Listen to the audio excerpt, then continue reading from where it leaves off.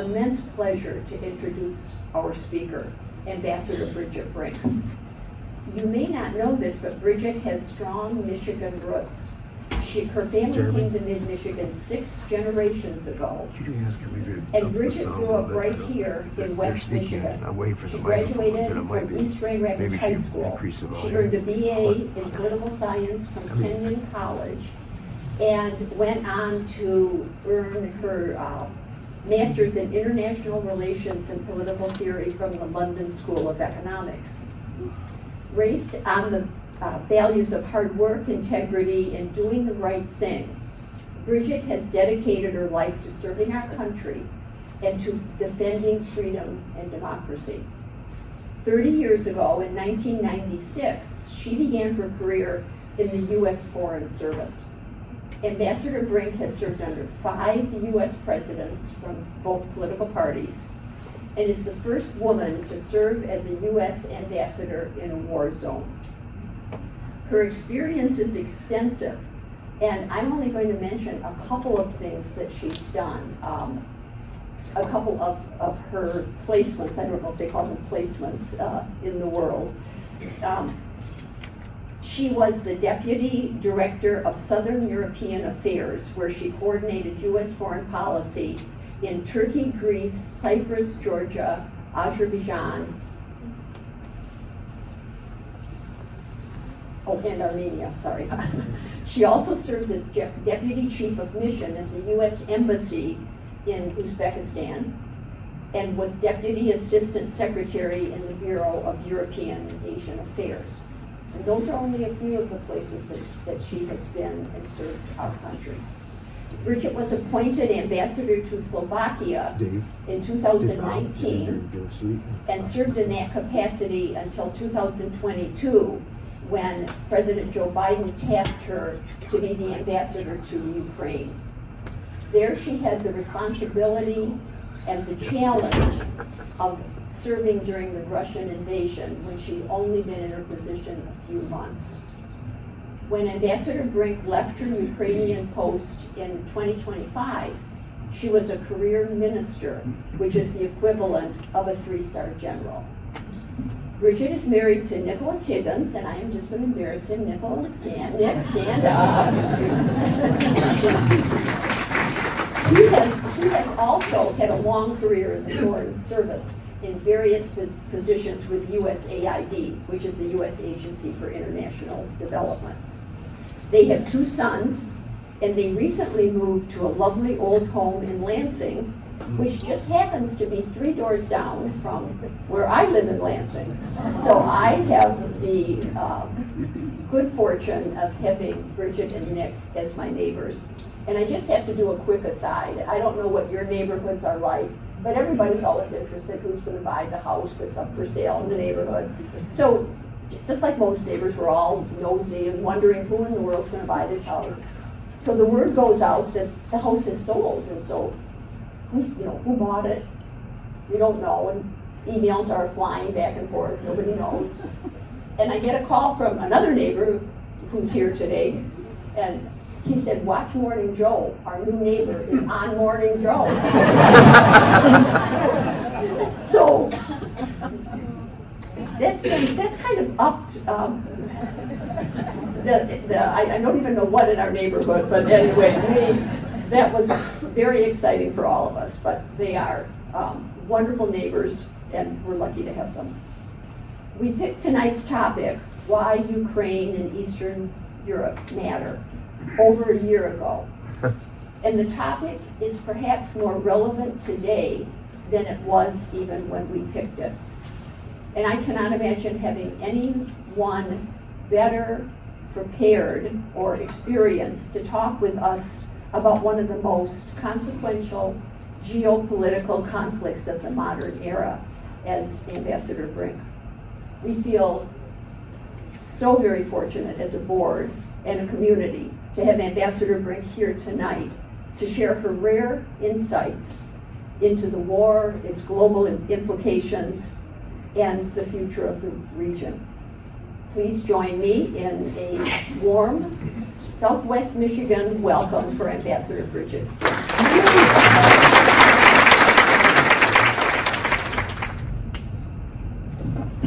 Hi, everyone. Good evening. Thank you so much, Representative Bauer, for that kind introduction and the very warm welcome. I thank you for a lifetime of service in Lansing and also here in South Haven. I didn't know that neighbor story. I love it, though. Jim. I'm so honored to be here at Lake Michigan College to kick off this year's Speaker Series of South Haven. My fondest childhood memories are from the beautiful shores of Lake Michigan. I'm sorry it was Grand Haven and Spring Lake and not here. Maybe that needs to change. But it's a place that I came back to again and again, even as my career took me around the world. And it is a favorite spot of my husband, Nick, and also our two sons. And I feel very lucky to be from here.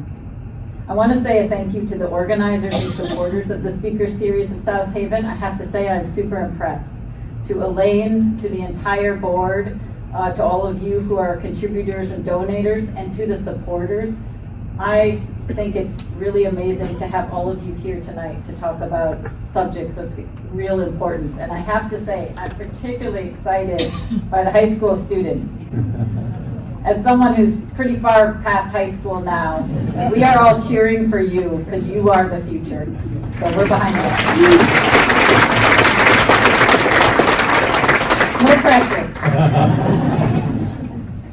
I'd like to start by talking a little bit about my background and how I ended up serving 5 presidents over a 28-year career as a U.S. Foreign Service officer, and dealing with the biggest threat to peace and security since World War II, and how important it is to all of us and to future generations that we lead at home and abroad with our values.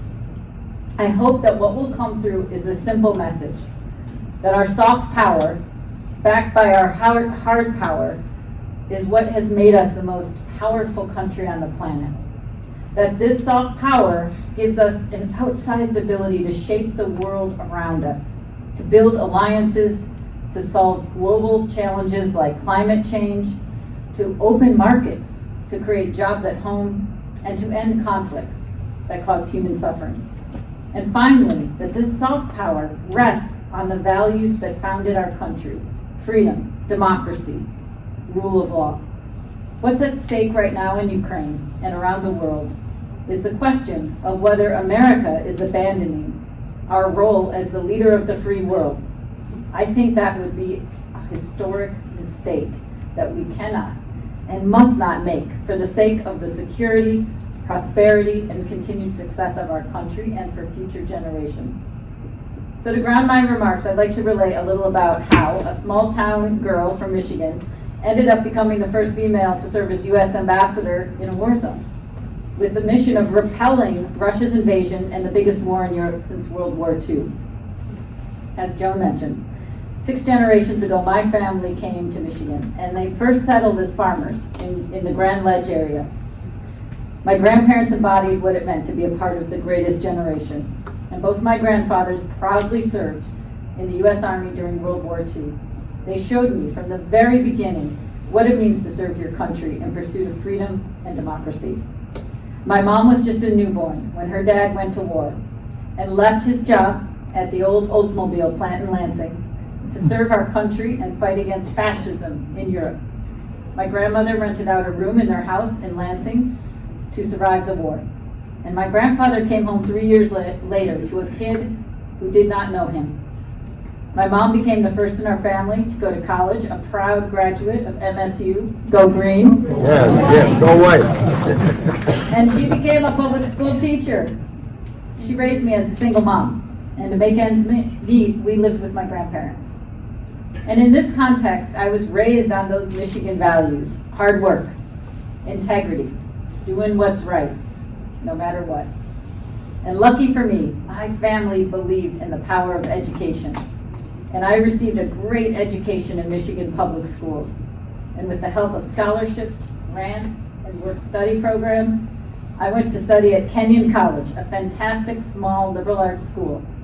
I like to joke that my road to being a 2-time ambassador started in a small college in the middle of rural Ohio. Go figure. When I was a kid, I actually wanted to become a doctor. I just wanted to help people. But when I took my first college biology course, I got a C+. Not great. You want a doctor who gets C's? I don't think so. But in that same year, I also took a political science course called Quest for Justice. I had no idea what political science was. And the class was at like 8 a.m. And only later did I find out that no one signs up at college for classes at 8 a.m. except freshmen. Lesson learned. That's a big hint I just gave you all. But something in that course sparked a passion that would guide my own future path. And what it was, fundamentally, was the study of the forms of government and a form of government that offers the greatest chance to have what I had, which is the opportunity to follow your dreams. And one day, I happened to walk into the study abroad office, and there I pulled out a brochure about studying overseas in London. So, as I've said, I grew up in small-town Michigan. I was the daughter of a single mom. I had never traveled abroad. It sounded great. So I applied and spent my junior year at the London School of Economics. It was a thrill. I could legally drink beer. It wasn't just that. But it was a lot of art and music and travel and, yes, of course, academics. But it was as if the world had opened up to me at that moment. One day in particular stands out for me. I'm going to date myself because it was November 9th, 1989. And it's when I watched on TV with my 11 other flatmates as the Berlin Wall came down. Little did I know then that this event would shape the rest of my life.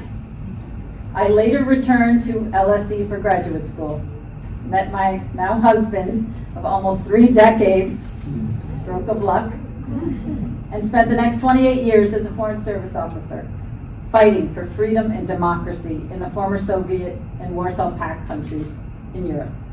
It was a dream come true, and even now, after almost a 30-year career, I feel nothing but gratitude to have had the incredible privilege of representing our country and shaping some of the most consequential policy and national security issues today.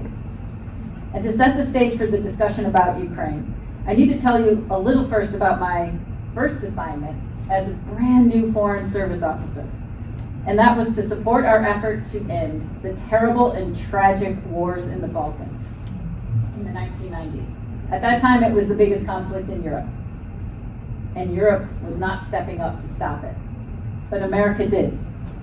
I was assigned to Belgrade, and in my first few days of work in the political section, my boss came into my office, tossed a very large flak jacket and oversized helmet onto my desk and said, "I need you to cover Kosovo."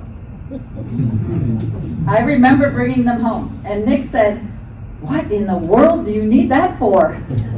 I said, "I don't know, but I'm now responsible for reporting on Kosovo." I had no idea what I was getting into. We drove around the war zone then in unarmored cars that we call soft skins. And I learned that you can't hear the sound of artillery from inside an armored vehicle. You need to be in a soft skin with the windows down to know what's coming. I can tell you, we don't do that any longer. It's too dangerous. At that time, the Serbs were committing terrible war crimes against the ethnic Albanian and Muslim Kosovars. And I was often the first foreigner and the only diplomat on the scene, reporting on truly horrific atrocities. Families killed, their bodies mutilated and left lying on their front lawns, houses and lives completely destroyed with a malice and an effort that I did not know was possible. We would come to atrocity sites, and it was a scene of total destruction and devastation, not just by accident, on purpose. I would say it's the first time I actually saw evil.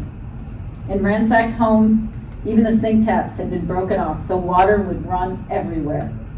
Furniture strewn across yards, cars with smashed windows and slashed tires. I had studied the theoretical concepts of justice and injustice, but I had never known or felt what they really meant. It was a heavy responsibility to bear for a young and inexperienced Foreign Service officer, fresh out of graduate school and training. I had joined the service to make a difference, not to bear witness to horror. At one point, I told my boss, I did not sign up for this. He gently put his arm on my shoulder and said simply, yes, you did. You just didn't know it. I never forgot that. Later, I became the youngest diplomat to attend and support the negotiations to end the war between Serbia and Kosovo in Rambouillet, France. And despite that experience, or maybe because of it, I went on to work in other difficult conflict zones in Europe: Cyprus, Georgia, Ukraine, countries struggling with the human desire for freedom against the backdrop of communism. But every subsequent challenge felt easier because of the deep mark of that singular experience. When you have reported from the aftermath of war crimes, when you have felt what injustice actually looks like in reality, not as an abstraction, but as a human body on a front lawn, you never again wonder why your work matters. And it was in this first assignment that I not only had the opportunity to work on an issue that had the laser focus of the White House and Congress, but I also had the chance to learn from the best diplomats in the world. And the leader of our diplomatic effort was one of our most legendary diplomats, Richard Holbrooke. He was a master of using American power and shoe leather diplomacy to save lives, do good, and ultimately increase American influence around the world. And I had a front row seat to see how. The man was tireless, and I vividly remember him literally running upstairs and into press conferences at 3 a.m. after all-night negotiating sessions with leaders in the region. I can tell you, I was 28 years old, and I was right behind him. There was some theater in how he worked, but there was also a relentless effort to achieve the goal of agreement by listening carefully to all sides, understanding the political forces at play, and building a coalition to forge a way forward using all the levers of American power. Brilliant, powerful, effective. And this very powerful example is what I carried with me throughout my career, through work in President Obama's White House, to my time working in Georgia and Uzbekistan, and as our ambassador to Slovakia and to Ukraine. So it might not surprise you that I spent the next 25 years doing what I could to proactively and relentlessly use American power to support and shape our relations with Europe, the most important economic and security relationship to the United States. This relationship includes our largest trading partner, Europe, which fuels over 15 million jobs on both sides of the Atlantic. It is also through this relationship that we address our most pressing global crises and problems: competition with China, climate change, peace in the Middle East, and the threat of Russia. Russia's current war in Ukraine did not start in 2022. It started in 2014, when regular people from across the country came together to the center of Kyiv in response to a Facebook post by a single civil activist and a good friend to demand that their government support a future in Europe, rather than with Russia. And over weeks and months, thousands gathered. 100 civilian protesters were killed by police, and the Revolution of Dignity was born. That same year, Russia invaded Crimea and occupied Ukraine's eastern Donbass region. What followed has been 10 years of slow, grinding war along Ukraine's eastern front.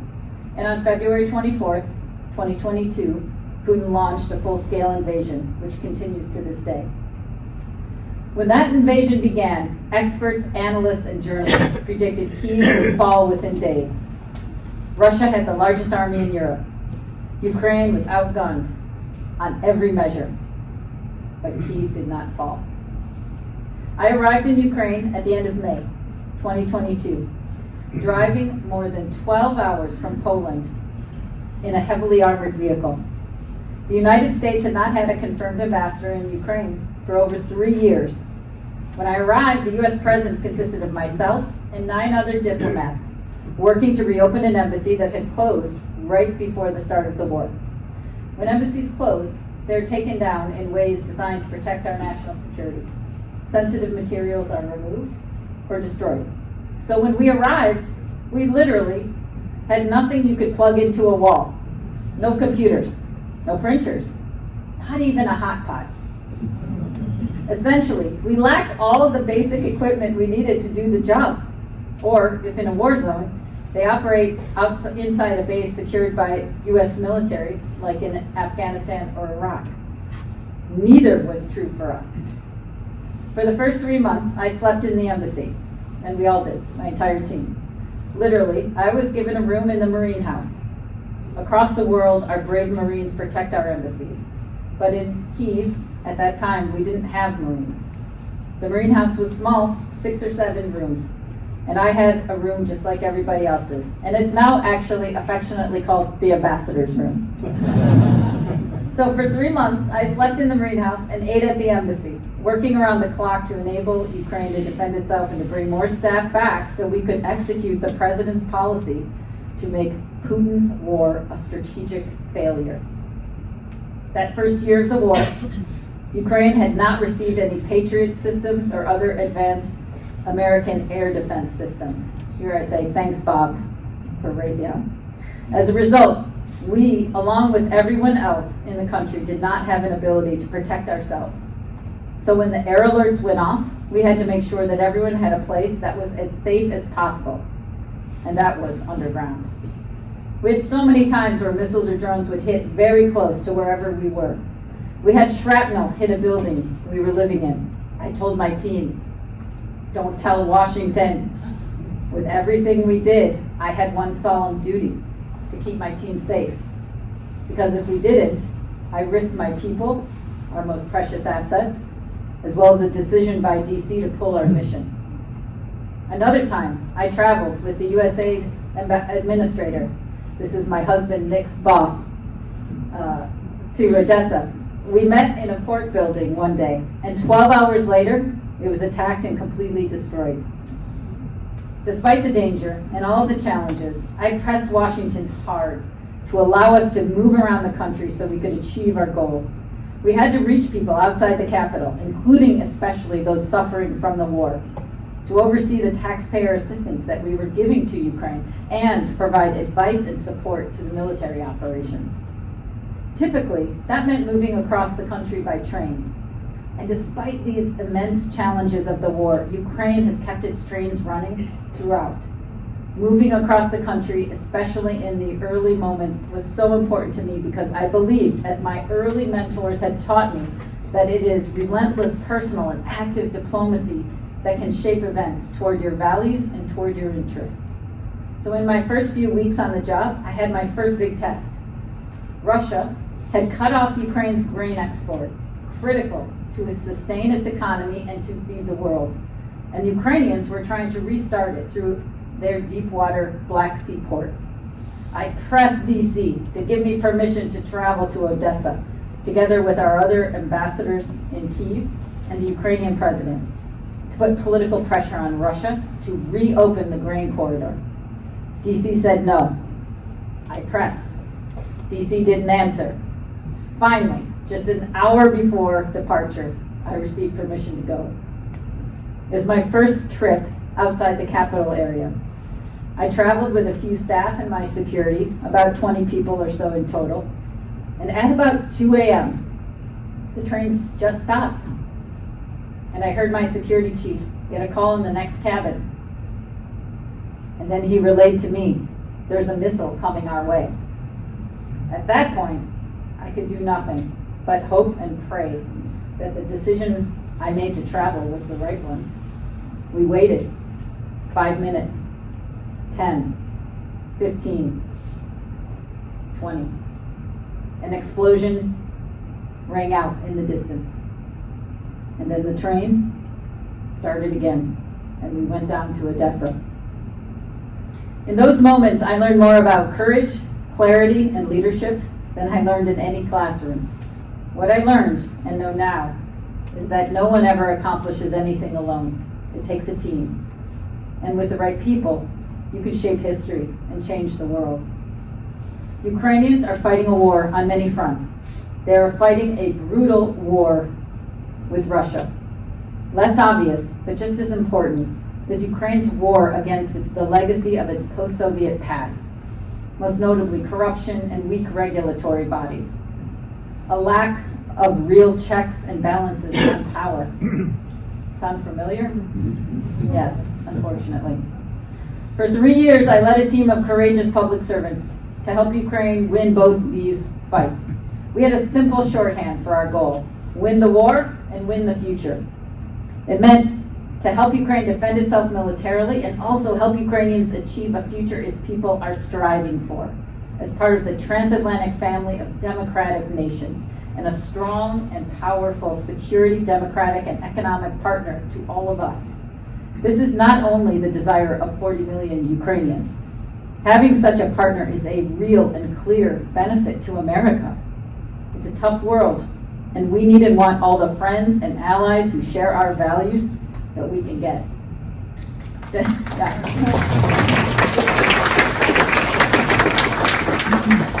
During this time, Russia launched thousands, I mean literally thousands of missiles and drones across the country, trying to bomb Ukrainians into submission by targeting hospitals, schools, churches, playgrounds, and the country's heating system for 3 long winters. We're from Michigan. We know cold winters, and so does Ukraine. It gets cold, damn cold. My team spent over 170 hours in underground bunkers, often working all day and evening only to be awoken by air raid sirens, or worse, the sound of air defense, which is really loud, to scramble into garages and basements in the middle of the night for hours, only to get up the next day and do it all over again. And here's why we were doing it: because fighting for freedom and democracy is the right thing to do. It's who we are, and exactly what my grandparents, and so many of our grandparents, fought for. Russia's war in Ukraine is the clearest conflict I have seen in almost 30 years of foreign affairs. There is an aggressor, Russia. There is a victim, Ukraine. There is no gray here.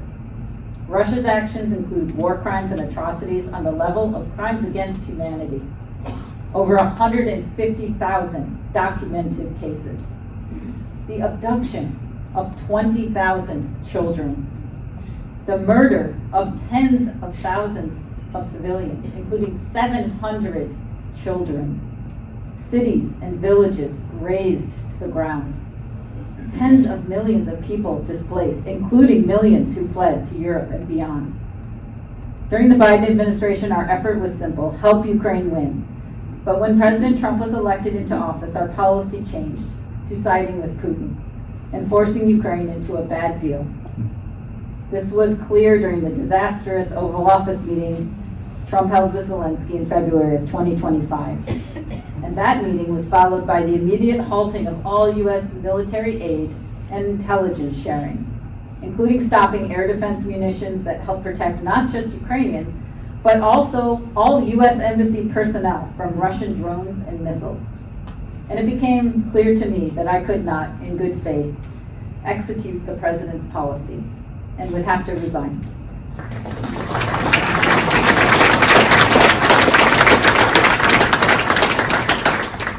And the terrible Russian attack that prompted the timing of my decision happened just 1 year ago. It was April 4th, 2025, and Putin launched a cluster missile, which exploded above a playground in Kryvyi Rih, killing 18 people, mostly children. This kind of weapon is meant to do one thing: kill as many people as possible. The diplomatic corps was invited to travel to this small industrial city a few days later to pay respects to the children who had died and to their family members. And when we arrived, the father of one of the young teenage boys who was killed asked me to speak to all of the people who had come.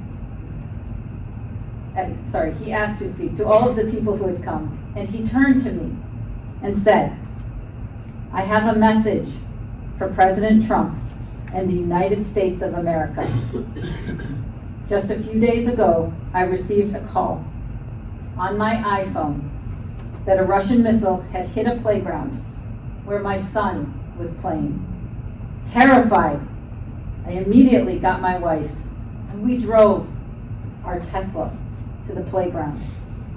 There, we found our 14-year-old son lying dead, wearing his Nike shoes. The father said, "America, you are a great country.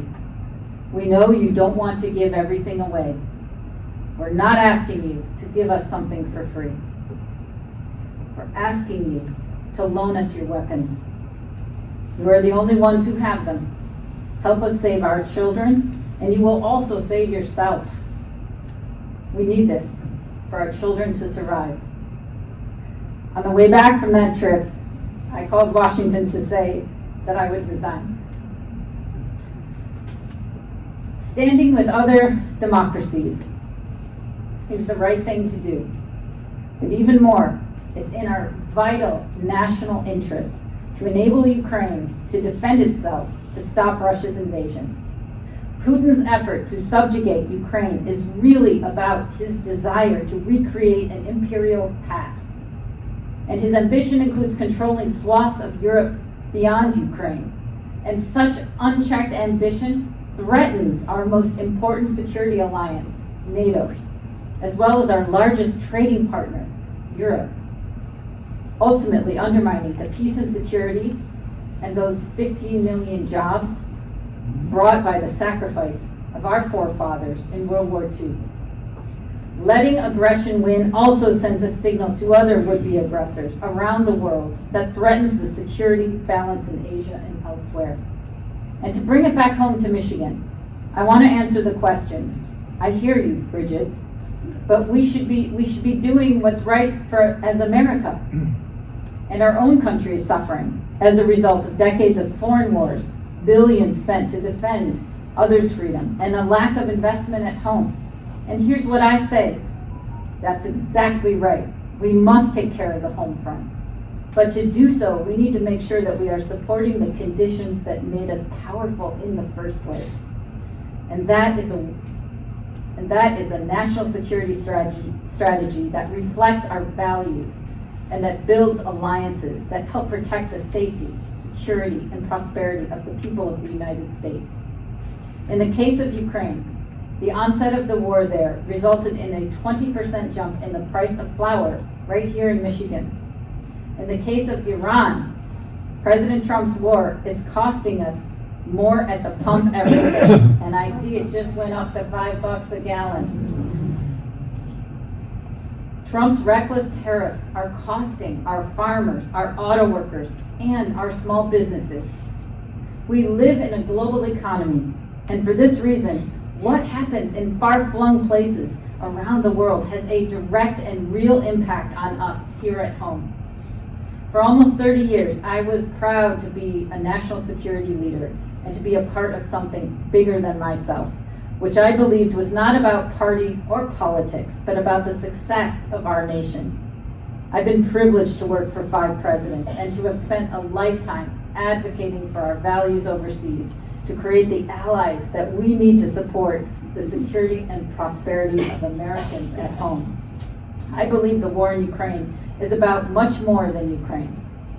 It's about whether we are a country that stands with our friends or abandons them in the face of grave danger. It's about whether we have a foreign policy based on our founding values or one dominated by the idea that might makes right. And finally, it's about whether we are a democracy that is in the spirit of our founders, one based on consent of the governed and checks and balances on power, the one that our forebears fought and died for. What has made us the greatest country in the world, and the country I was so proud to represent every day of my adult life, was that we were, and I believe that we still are, a just and generous people, bestowed with democratic and accountable government, the biggest economy in the entire world, and the strongest military on the planet. And with this awesome privilege comes responsibility to lead with our values at home and abroad. This is what I learned from a life of service overseas. And as we mark our country's 250th anniversary, this is what I believe we must remember now. Leading with our values is not only the right thing to do, but it is in our vital national interest to protect the freedom, prosperity, and opportunity for every American. A year ago today was my last day as a U.S. diplomat. Actually, today. So today for me is a bittersweet anniversary. And I will relay the advice my husband, Nick, gave me when I knew I would have to resign as U.S. ambassador to Ukraine, leave the Foreign Service, and end my government career, the only career I have ever known. Nick told me to remember the author and historian Timothy Snyder, and the last principle of his powerful book on tyranny. It's simple. Be as brave as you can be. I may no longer be a diplomat, but I will never stop believing in the need for American leadership to secure our future and to offer a beacon of hope and possibility for every Michigander, every American, and for people around the world who are still fighting for the freedom that we were lucky enough to be born into.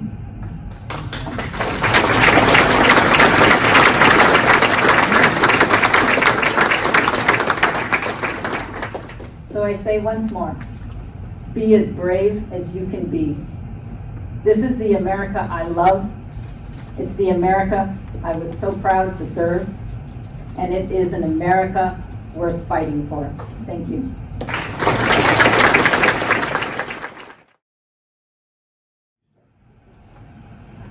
How long does it take to negotiate peace satisfactorily to all sides? Forever? Yeah. How long does it take to negotiate peace satisfactory to all sides? Here's what I'd say about this. You know, in the world of diplomacy, it's never over. I think that's true with our democracy as well. I'd always tell our younger diplomats, never give up. And if nothing happens and it's quiet on your watch, you've done a great job. So usually, like in democracy, it's a participatory sport. And when we're successful, oftentimes you never know it. And my old boss, Secretary Blinken, used to tell this story. And he'd tell the story from It's a Wonderful Life. I think it's like one of my favorite Christmas holiday movies. And I can't remember when Jimmy Stewart thinks that his life hasn't meant anything, and then he's given this gift of an angel showing him how much impact his life had. Our Secretary of State used to say, that's every single one of you. You may not always see the impact, but what you do matters. And I think that's true with diplomacy. So it takes forever. Keeping in mind, Putin has expressed a desire to regain the territories and countries that gained their independence from Russia during the collapse of the Soviet Union. What do you think it will take to reverse that effort in his attempt to reclaim those lost Soviet territories? I just think it's kind of playground politics. And when you've got a bully, what do? You stand up to the bully. You don't appease the bully. You don't give him your milk money. You don't shove your friend, out to deal with the bully. You band together and you stand up to the bully. I think it's as simple as that. What effect do you think the change in leadership in Hungary will have on the Ukraine war? Yeah, that's a great question. I think a good effect because, first of all, it released, I think, $100 billion or something like that of European funds to Ukraine that were desperately needed. I think it changes the dynamic in a very positive way. It was Putin who was helping prop up Orban and some others. So I think it's very positive. What do you think a realistic end state for the war in Ukraine looks like from a U.S. perspective? The way I think about it is what's in our interest. Our interest for decades has been a Europe whole, free, and at peace. That's what I essentially did in a strategic sense my whole career. It's a bipartisan goal that has been in place maybe since the 1980s, maybe even longer. So for Ukraine, what's in our interest is a country that survives as a democracy and that is not being attacked by Russia or any other country. And so that's what I think is the end goal, is to get to a peace that gives Ukraine security. So Ukraine needs some kind of guarantee that it can stay peaceful, and also that Ukraine can then rebuild its economy and its country. That would be the end goal.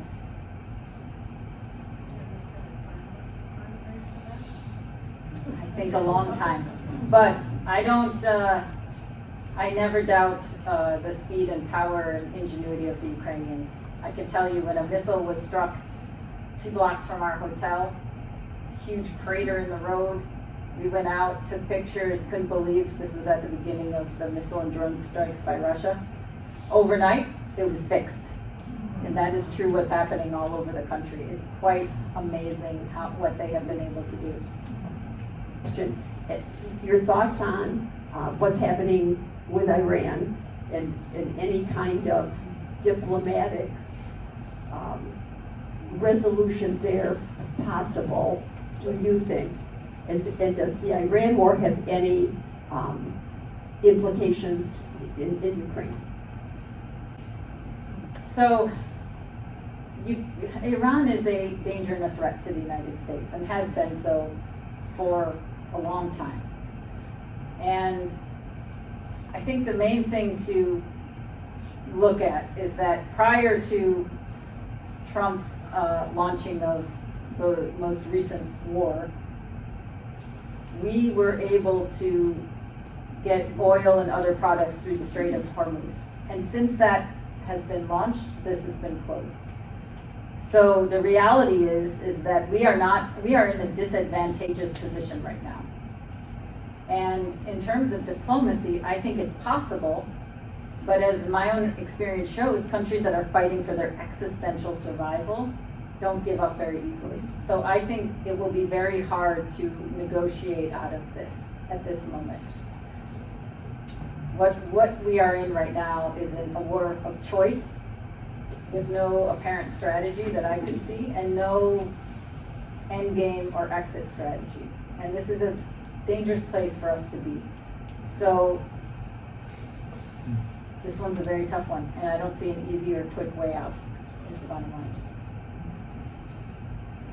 How does it affect Ukraine? Here's the other thing. The reason I say Ukraine is a danger is that I had to live in Ukraine, and while Iran provided Shahed drones to Russia to send to Ukraine. So these are linked. Russia is reportedly providing intelligence, including intelligence against U.S. bases and interests in the Middle East. And as a result of the spike in the price of oil, Russia, which had long been hurt economically by the sanctions that we had put in place, and others also, now has a little bit of, has kind of a way to help its economy that it didn't have before. Billions more dollars to spend to continue the fight in Ukraine and in other places around the world. So it hurts the war in Ukraine.